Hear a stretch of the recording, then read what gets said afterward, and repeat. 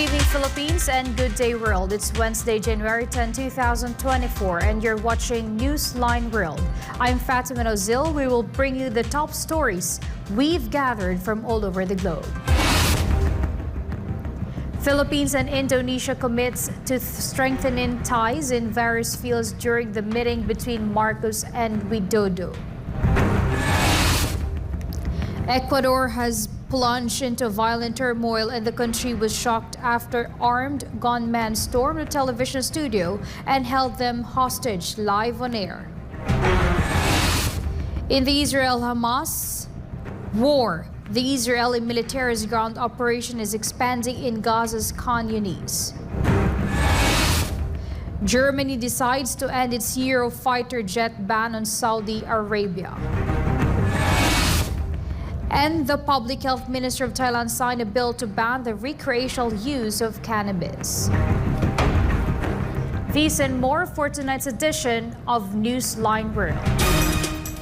In the latest on the Jeffrey Epstein files, another 1,400 pages of documents have been unsealed. Details of this report from Sarah Santos. After thousands of pages of documents have been made public in relation to late sex offender Jeffrey Epstein, a fifth and final batch has been unsealed. It shows new photos of young girls on Epstein's 70-plus acre private island Little St. James, also nicknamed as Pedophile Island. In Tuesday's files, it can be seen that sex trafficking victim Virginia Giuffre accused Epstein and his former girlfriend and longtime associate Ghislaine Maxwell of sex trafficking her to Bill Richardson, Marvin Minsky, Jean-Luc Brunel, and Les Wexner. To note, Wexner is the only man of the four who is still alive. Moreover, the last show revealed that while under questioning, Giuffre's lawyer asked Epstein whether she had been told to provide a detailed report about her alleged sexual encounters with the likes of Prince Andrew and whether it was intended to be used for blackmail. On numerous occasions, he refused to answer any of the questions, even when asked for his cell phone number, and pleaded the fifth hundreds of times, referring to the Fifth Amendment constitutional right against self-incrimination. He also refused to admit he knew Ghislaine Maxwell. Reporting, this has been Sarah Santos, SMNI News. Meanwhile, the headquarters of a television in Ecuador was invaded by an armed group threatening journalists and everyone on the team present there. Natalia Prado for the details of the story. On the afternoon of January 9, a distressing event unfolded at the headquarters of TC Television in Guayaquil, Ecuador. A group of armed men, their faces covered by hoods, stormed the premises, creating a scene of chaos and fear. The masked gunmen, wielding rifles and grenades, forcibly instructed journalists to lie on the ground. The harrowing cries and pleas to those present resonated as individuals desperately begged the attackers to not open fire. The gravity of the situation prompted a swift response from the law enforcement, as 30 minutes after the gang's invasion, they entered the station and arrested 13 men. In a precautionary measure, other media outlets in the vicinity were directed to close the doors, and employees were evacuated to ensure their safety. Some of the freed hostages were seen hugging their loved ones and praying outside of the headquarters of the network. This unsettling episode unfolded mere hours after President Daniel Noboa declared a 60-day state of emergency, citing the recent prison escape on January 7 of Jose Adolfo Macias, alias Fito, the well-known leader of Ecuador's largest gang, the Los Llaneros. A surge in violent incidents across the country accompanied the escape, and at least 10 people have been killed since the state of emergency took effect. According to Noboa, an internal armed conflict now existed in Ecuador, and he was mobilizing the military to carry out operations to neutralize what he described as transnational organized crime, terrorist organizations, and belligerent non-state actors. The government imposed a curfew as part of the emergency measures, a military presence intensified on the streets to restore order and security. Reporting from Newsline World, this has been Natalia Prado, SM9 News. Israel's military ground operations are expanding in Khan Yunis, and intense fighting between the Jewish military and Hamas is occurring at the heart of the city. Trisha Molina has the details. Smoke was seen rising over southern Gaza's Khan Yunis as Israel's military reported that its ground operations in the city were expanding. Ambulances were also seen traveling to the Mubarak and Nasser hospitals as a group of Palestinians are seen carrying a body away from the fighting. Gunfire and explosions can be heard in the distance as smoke billows over the horizon. According to the Israel Defense Forces, a combat team from the Paratroopers Brigade was engaged in a close-quarter battles in the heart of Khan Yunis on Tuesday. The IDF said over the past day, their troops expanded ground operations in Khan Yunis and conducted strikes in which approximately 40 terrorists were killed. The military also located a mass terror tunnel shafts as well as a variety of weapons. Israel is searching for prominent Hamas leader Yahya Sinwar, who was believed to be the mastermind of the October 7 attack on Israel. The IDF has primarily focused its activities around Khan Yunis in order to capture Sinwar, who is currently believed to be hiding in the said city after fleeing north of Gaza by hiding in a humanitarian convoy heading south during the earlier stages of the Israel-Hamas war.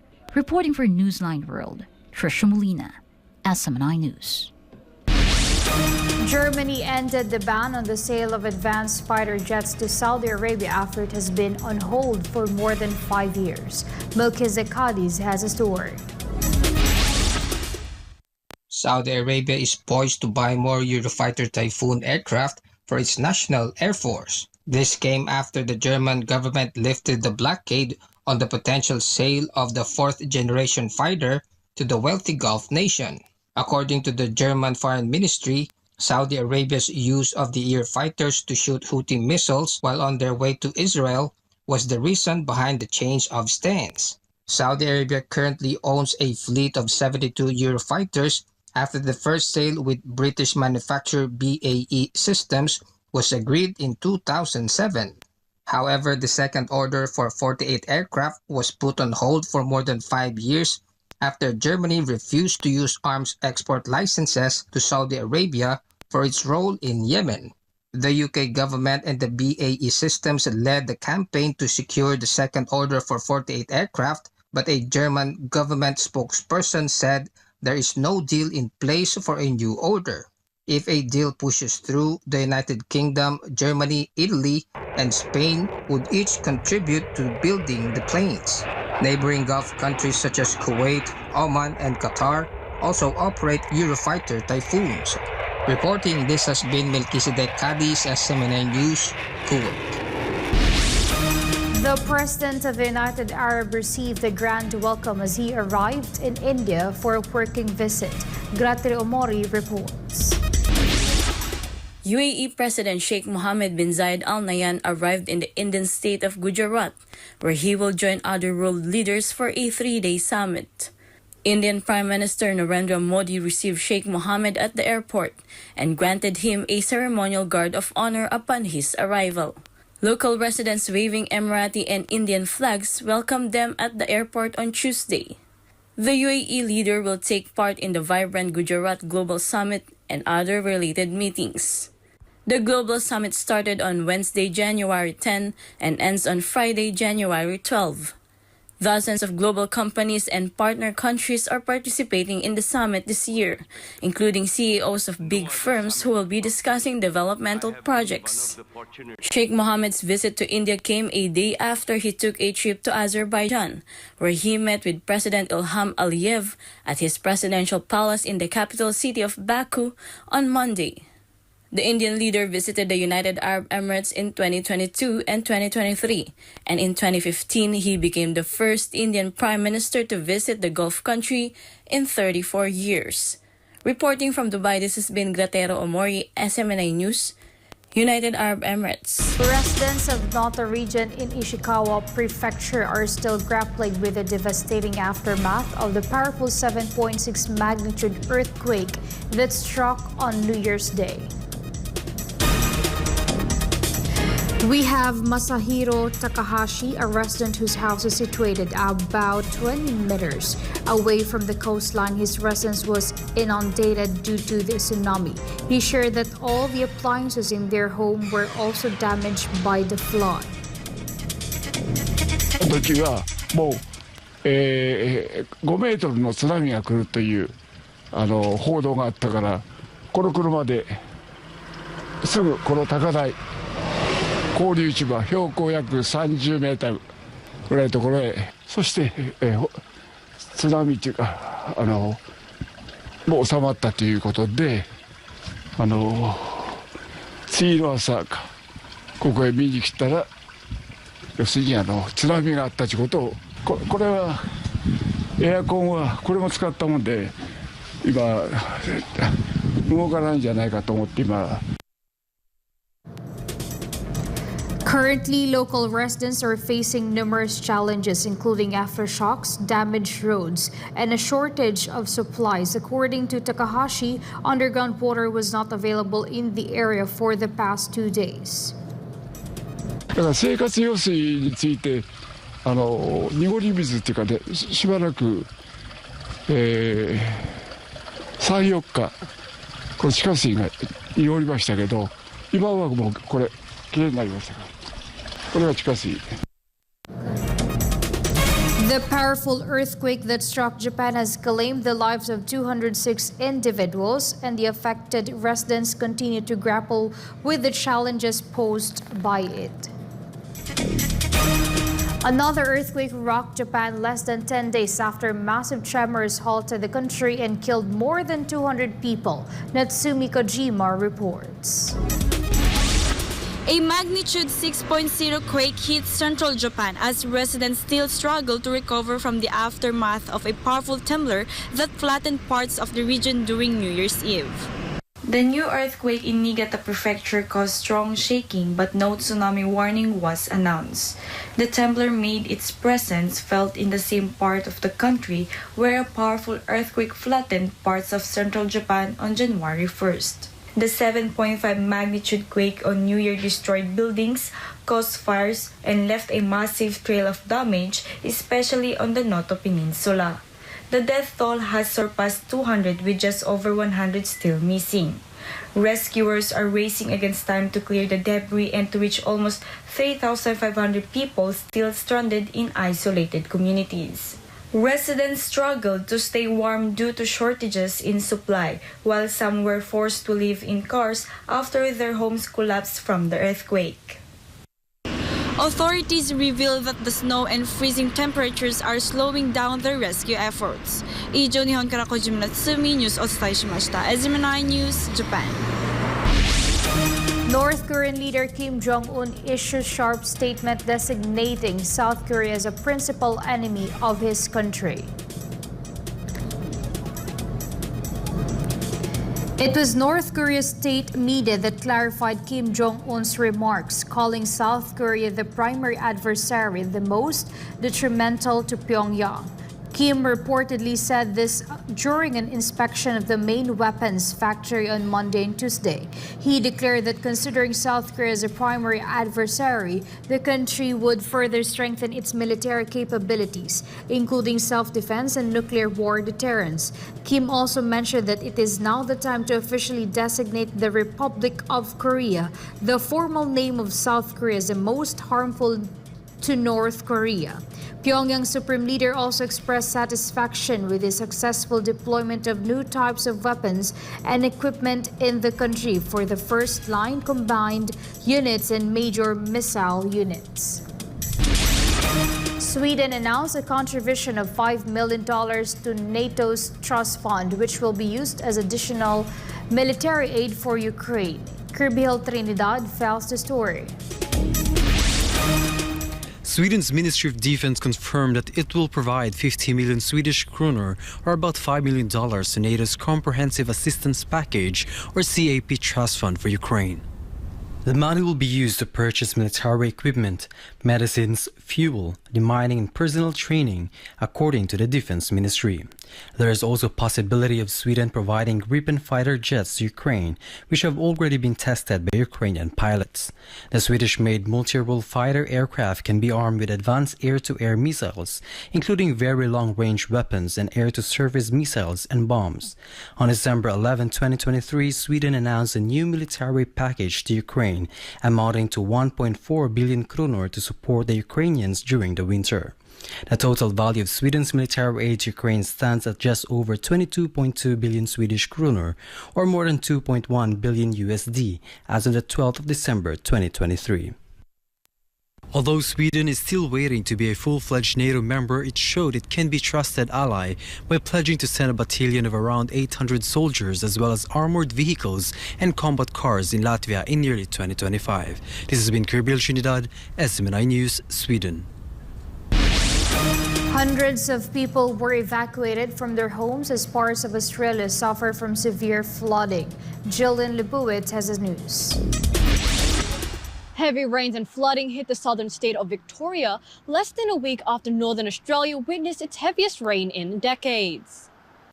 Several parts of Australia marked the end of 2023 with a series of bushfires, flooding, heavy rains, hails and thunderstorms as recovery efforts continue. In the second week of 2024, hundreds of people evacuated from their homes while dozens of others were rescued on Monday. Some homes affected by flooding in 2022 were once again submerged in the rising flood waters. Emergency services officials described the flooding as probably a 1 in 200-year event. Authorities warned of intense rainfall and possible flash flooding in the northern state of Queensland. To recall, a tropical cyclone that landed in far north Queensland last month left a massive trail of destruction, while another deluge killed at least 10 people over the Christmas and New Year period.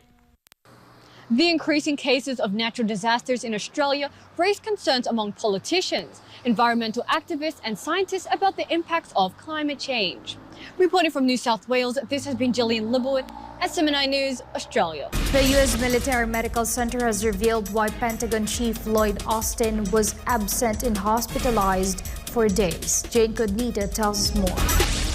Pentagon Chief Lloyd Austin was reportedly treated for prostate cancer in early December 2023 and was hospitalized last week due to complications from the procedure. This is what the Walter Reed National Medical Center revealed recently amid criticisms on why the Biden administration had been kept in the dark regarding Austin's hospitalization. The 70-year-old Pentagon chief's hospital stay was kept secret not only from the White House and U.S. lawmakers, but also from the American public for several days. The Pentagon first mentioned the absence of its chief last week, telling the media that he had resumed his duties. But over the weekend, reports emerged that Austin was still at the hospital, working remotely, and that he had not informed the president nor the national security about his absence. Meanwhile, two Walter Reed officials released a statement saying that Austin was diagnosed with prostate cancer during a screening early last month and went in for a minimally invasive surgical procedure called prostatectomy on December 22. Austin was under general anesthesia but recovered uneventfully and went home the next morning. The statement, signed by Trauma Medical Director Dr. John Maddox and Dr. Gregory Chestnut from the Center for Prostate Disease Research, said. On January 1, however, Austin was readmitted with a urinary tract infection that had caused fluid accumulation in his stomach and intestines and severe pain. He was placed in an intensive care unit on January 2. Austin's infection has since cleared and he continues to make progress, and the doctors anticipate full recovery, though they noted that this can be a slow process. The statement further read that Austin never lost consciousness and never underwent general anesthesia during the second stay at the hospital. Meanwhile, asked when Biden found out about cancer, National Security Council spokesman John Kirby told reporters that he was only informed that day about the Pentagon chief's diagnosis. Kirby also said that Biden and Austin have not spoken to each other since their last interaction over the weekend. White House spokesperson Karine Jean-Pierre was also questioned as to why Biden did not know that Austin has cancer. How did the president not know until this morning that it was cancer? How did 5 days go without knowing the That is something that we're trying to find. I'm not giving an answer. No, I hear you, but that is something that we are going to get a sense of this process, right? That's why they're going to do a review. That's why the Pentagon's going to do a review. That's why the Chief of Staff put out a memo to to the cabinets on protocols here to get a sense of how they've been moving with this process and how we're going to continue to move forward. We do not want this to happen again, obviously, but we're going to get a better sense once the Pentagon does the 30-day review to see how this occurred. Obviously, this is not something we want to see. Meanwhile, the Pentagon said it was informed of the diagnosis on the same day. The situation in terms of what the elective surgery was and the Secretary's condition, we're providing that information to you as we've received it. Reporting, Jane Conita, SMNI News. Thailand has been identified as one of the top 10 countries extensively searched on the Airbnb platform in the first quarter of the year. Thailand is renowned for its attractions, beach resorts, and unique cuisine, making it a sought-after destination for millions of tourists. 2023 concluded with Thailand recording 27 million arrivals, and the government aims to surpass this figure, targeting between 35 to 40 million foreign arrivals this year. With Airbnb's ranking, Thailand's status as a must-visit destination is further solidified, attracting global attention. Meanwhile, the latest research by Oxford Economics, supported by Airbnb, revealed that the platform contributed to the growth of Thailand's tourism sector by providing job opportunities. According to the research, Airbnb facilitated the creation of 56,000 jobs in 2022 and contributed over 1% to Thailand's gross domestic product, or GDP. Cambodia hopes to build stronger trade and investment ties with the European Union. Anissa de Guzman has a story. Meeting between the Prime Minister of Cambodia and the EU ambassador sparked hopes of further promotion of cooperation in trade and investment between the two sides. Cambodian Prime Minister raised hopes of stronger trade and investment ties with the European Union during a courtesy meeting with Dries Mans Igor, the newly appointed EU ambassador to Cambodia. Both leaders met at the Peace Palace in Phnom Penh on Tuesday. Hun Manet discussed cooperation in many areas with the European ambassador, including trade, investment, and people-to-people relations. The ambassador pledged to inform the EU businessmen and investors about Cambodia's efforts in conducting strong economic reforms and increasing its competitiveness. The EU provided Thailand with more than $1.5 billion in collaborative financing between 1992 and 2023 to support the Southeast Asian countries' economic growth. Reporting for Newsline World, Anissa de Guzman, SMNI News. The Public Health Ministry of Thailand signed a draft legislation to ban the recreational use of cannabis. Chatmongkol Pismay Gosson reports. Supporters of cannabis legalization slammed a bill signed by Public Health Minister Chonnansikel that aims to limit the use of marijuana only for medical purposes. The bill states that cannabis and cannabis-related products will be limited to medical and health purposes only. The proposed measure will ban advertising and marketing campaigns for cannabis buds and extracts, as well as other cannabis products. Meanwhile, Thailand considers smoking marijuana in public as illegal, despite relaxing its cannabis laws.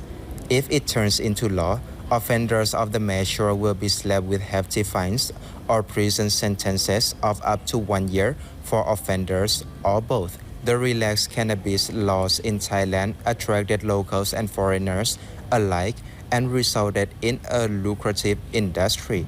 To recall, Prime Minister Sethar Thavisin promised to limit the use of cannabis for medical purposes within 6 months. Thailand became the first country in Asia to legalize the use and purchase of cannabis leaves in February 2021 and the whole plant in June 2022.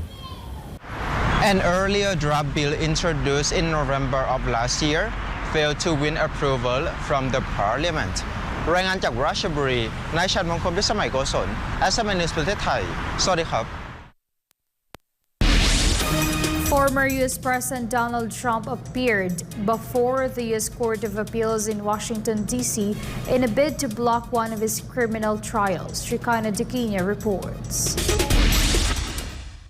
Former U.S. President Donald Trump appeared before the U.S. Court of Appeals in Washington, D.C. over his claims of immunity in relation to accusations about his alleged efforts to overturn the 2020 U.S. presidential election and links to the U.S. Capitol riots that occurred on January 6, 2021. Police cars and cops patrolling the area were seen near the court building ahead of Donald Trump's arrival. Lawyers of Trump argued that his federal election subversion indictment should be dismissed, saying that he is immune from prosecution. But a three-judge panel questioned whether this immunity issue would allow presidents to sell pardons or assassinate political opponents. The accusation claims Trump's alleged efforts to change the presidential election resulted in the attack on the Capitol. Democratic appointees Judge J. Michelle Childs and Judge Florence Penn and Republican Judge Karen Henderson showed skepticism against Trump's defense, which claimed that he was obeying his constitutional duty to ensure that the election was fair. To recall, in December last year, Colorado State's top court ruled 4-3 that Trump was not eligible to run for president in the state due to his alleged involvement in the U.S. Capitol riot, a ruling that is likely to be appealed in the U.S. Supreme Court. The Colorado court's decision marked the first time a presidential candidate has been deemed unqualified to run for office by appealing Section 3 of the 14th Amendment of the Constitution, which prescribes the disqualification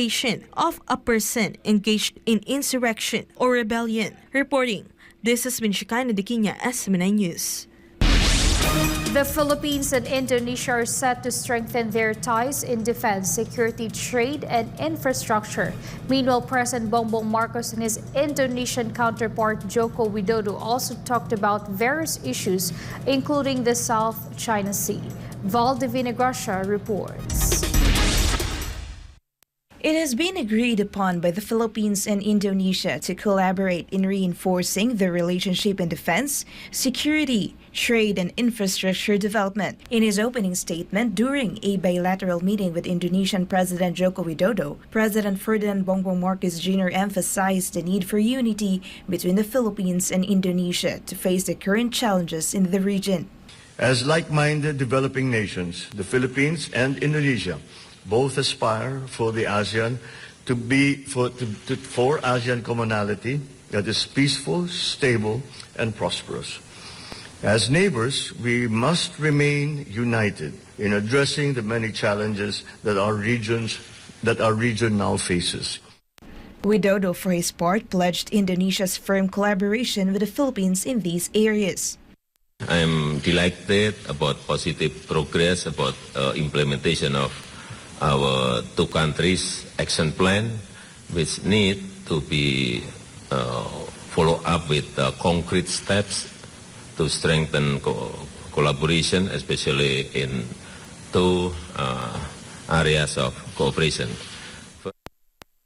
Widodo expressed satisfaction with the strengthening of cooperation in border security, including the need to expedite the revision of the 1975 Border Crossing Agreement and Border Patrol Agreement, as well as discussions on adjusting continental boundaries. The Indonesian president also sought President Marcos' support for the Philippines' purchase of new naval assets from Indonesia. On the economic front, Widodo assured that Indonesia is committed to keeping market access open for Philippine agricultural products. Widodo also sought President Marcos' support to expedite the groundbreaking of the North-South Commuter Railway project, a joint venture between Indonesia and the Philippines. Meanwhile, both leaders agreed to enhance cooperation in political and security matters between the two nations, particularly the recently concluded Joint Commission for Bilateral Cooperation, or JCBC, led by the foreign ministers of the Philippines and Indonesia. The JCBC serves as the primary mechanism for discussions between the Philippines and Indonesia to review progress in mutual collaboration initiatives. One such initiative is the implementation of the bilateral priorities outlined in the Philippines-Indonesia Plan of Action 2022-2027.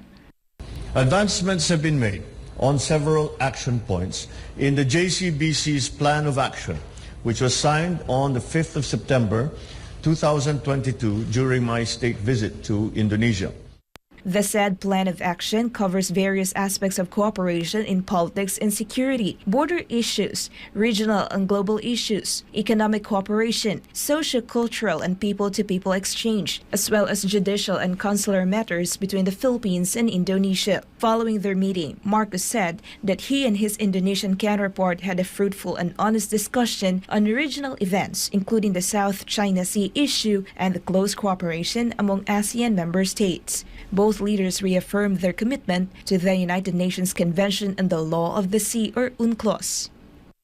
And speaking of ASEAN, as founding members of the Association of Southeast Asian Nations and the Brunei, Indonesia, Malaysia, Philippines East ASEAN Growth Area, the Philippines and Indonesia affirmed our insistence on the universality of UNCLOS, which sets out the legal framework that governs all activities in the oceans and in the seas. For God and my beloved country, the Philippines, this is Val Divina Gracia, SMNI News. Police officers in Metro Manila are facing charges related to drug offenses. Meanwhile, President Bongbong Marcos emphasizes significant progress in the government's fight against illegal drugs at the grassroots level. Creslin Catarong tells us more.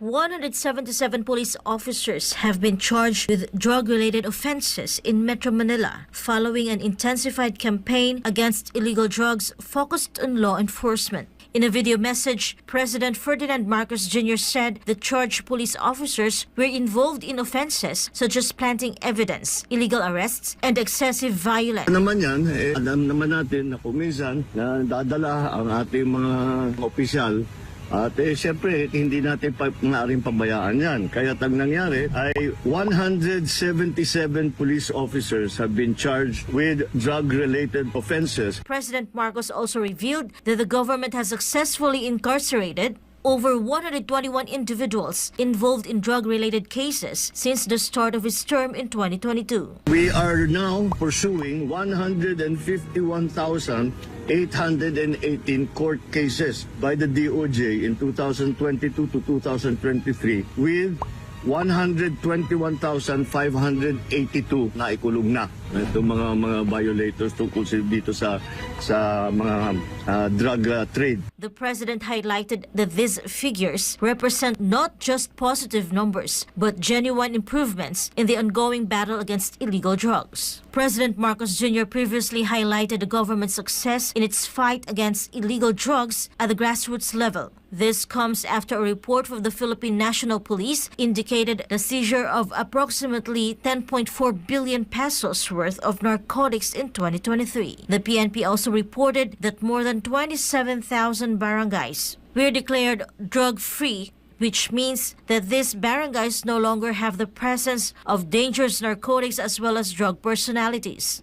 President Marcos Jr. described the anti-illegal drugs campaign as significant progress at the grassroots level. Magandang mga progreso ito sa grassroots level dahil ang mga barangay, pag nasabi natin ay clear dyan, madali nang i-monitor at maayos na ang patakbo doon. The chief executive added that the government continually focuses on rehabilitation and prevention in this matter. Siyempre, lagi rin natin tinitignan yung rehab, yung prevention, na hindi na pumasok yung mga kababayan natin sa masasamang ugali tungkol dito sa drugs. At kung sino man ang nasubo na, ay bibigyan natin ng tulong sa pamamagitan ng mga rehabilitation center. The president emphasized that the national government has taken steps to address illegal drugs at a local level. Additionally, it has collaborated with 50 provinces, more than 1,000 municipalities, and 30 cities in implementing anti-drug abuse councils. He also mentioned that the government has established 74 inpatient treatment and rehabilitation facilities to facilitate recovery for those seeking to overcome addiction. Meanwhile, the PNP reported the arrest of more than 56,000 suspects after conducting over 44,000 anti-illegal drug operations. The current administration implements a new strategy in responding to illegal drugs by focusing on rehabilitation, reintegration, and preventive education programs, especially for the youth.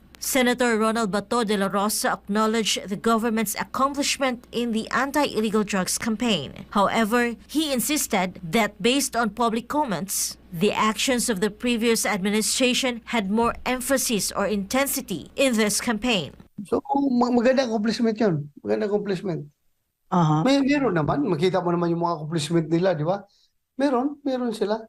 Pero as I've said, yung lang, if you can't help but compare ginagawa ng previous administration at itong present administration, masasabi talaga, based on the comments of the people, na mas may diin yung previous. Yung nga, umabot na nga kami sa ICC, di ba? Dahil sa sobrang diin. Di ba? Mas may diin talaga. Ito ngayon,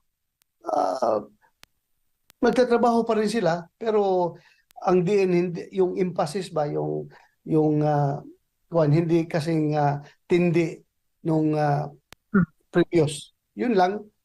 Pero hindi ko sinasabi na wala silang ginagawa. In fact, ang dami nilang mga accomplishment. Marami silang accomplishment. For God and for my beloved Philippines, this has been Creselyn Catarong, SMNI News. Metro Manila residents now have options for purchasing affordable vegetables. Discover where in MJ Mondijar's story.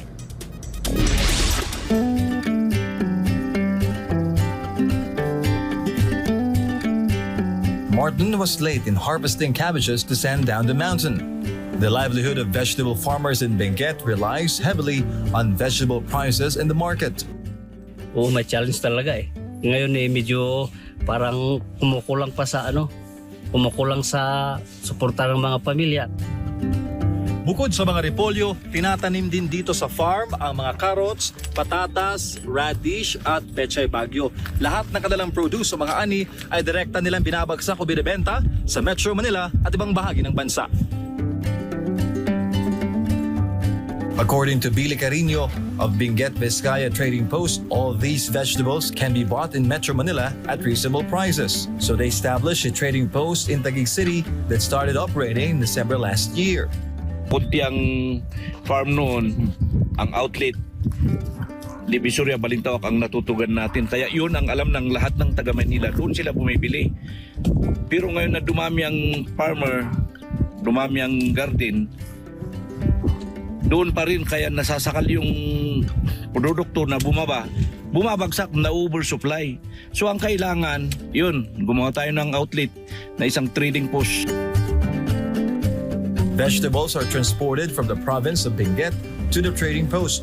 Here, vegetables can be bought at a cheaper price, whether retail or wholesale. Mas nakakatipid kaysa doon sa palengke namin. The trading post operates 24/7. The vegetable prices here match those in Benguet. It's a literal farm-to-market transaction. Those managing the trading post ensure they control the vegetable prices. Direkta kami. Direktang farmer, walang middleman. Food Terminal Incorporated ensured support for the trading post, especially since the new vegetable market is located on FTI's property. It's just right and proper since FTI is committed to food security and food stability. Yun lang po talagang aming mandato para sa ating mga marginalized fisher folks and farmers po. Benguet farmers are hopeful for the success of the trading post to avoid wastage of their produce and contribute to feeding Metro Manila residents. Sana nga para mas lumawak ang trading natin. Para marami tayong susuplayan ng mga gulay. Gusto namin na ipaalam sa Metro Manila na may murang presyo na ng gulay dito sa trading post sa Taguig. Ang tawag dito, Benguet Vizcaya Trading Post sa Taguig. For those interested, simply visit the trading post at the FTI Cold Storage Facility compound in Taguig. For Ganamable of Philippines, MJ Mondijar, SMNI News. Manila collected nearly 90 tons of trash after this year's traslasyon. According to Manila LGU data, they collected 200 metric tons more garbage compared to the previous year. Carla de la Peña reports. The dense crowd that participated in this year's annual traslasyon in Manila left heaps of garbage littered on the streets. SMNI News captured trucks loaded with accumulated trash on several streets in Manila City. Some barricades and railings in Quiapo were also damaged by the crowd. The local government unit of Manila said they collected 468 metric tons of garbage from the start of the activity on January 6th until the day of the procession on January 10th. Based on their data, this is 200 metric tons more compared to the trash collected during the 2023 traslasyon. According to the local government, the increase in trash volume is attributed to the actual traslasyon, which spanned from Quirino Grandstand to Quiapo Church and was attended by over 6 million people. The Metropolitan Manila Development Authority, or MMDA, said collected almost 90 tons of trash from Manila, Pasay, Caloocan, Ortigas, and Nagtahan West. The Eco Waste Coalition also noted the mountain of trash left by Catholic participants in the traslasyon. Even in a half-hectare area next to Quirino Grandstand, they gathered more than 40 sacks of trash containing bottles, plastic bags, styrofoam, cigarette butts, and more. Alam niyo ho, noong malisang tao ng mga 4:50 a.m., ang naiwan ho ay basura, alo ng basura.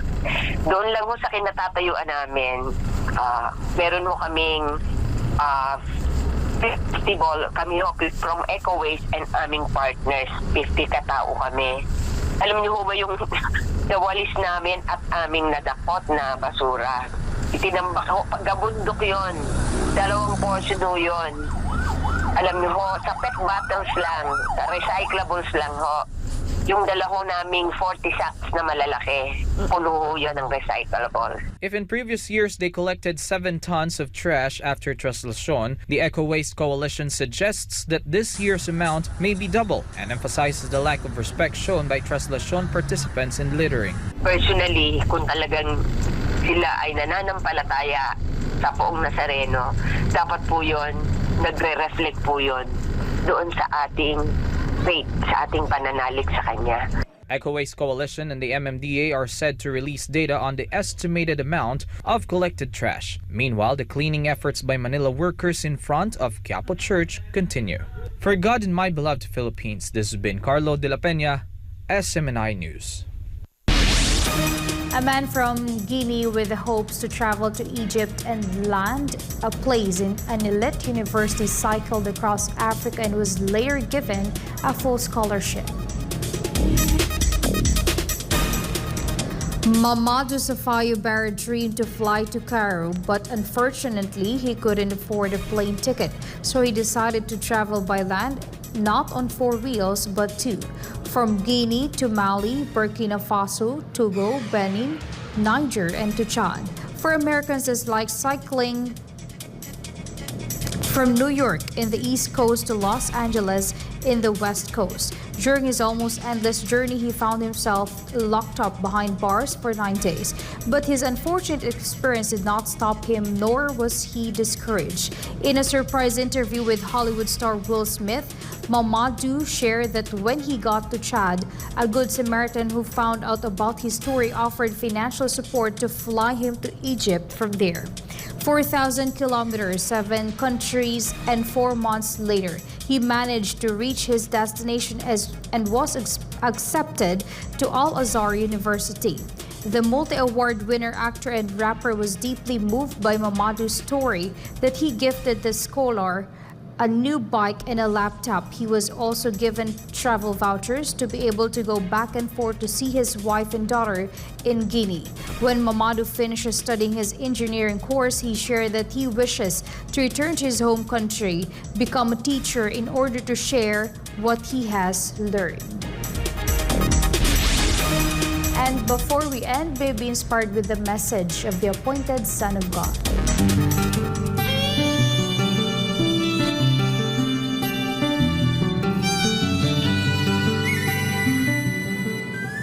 Do not let your mind rule you. You have to rule your mind.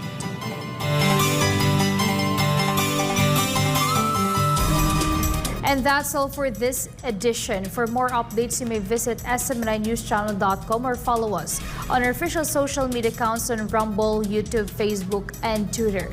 Thank you for watching, and we thank our beloved Pastor Polo Sikibule for the opportunity to be a part of this program. For God in my beloved country, the Philippines, I'm Fatima Nawzil, and this is Newsline World.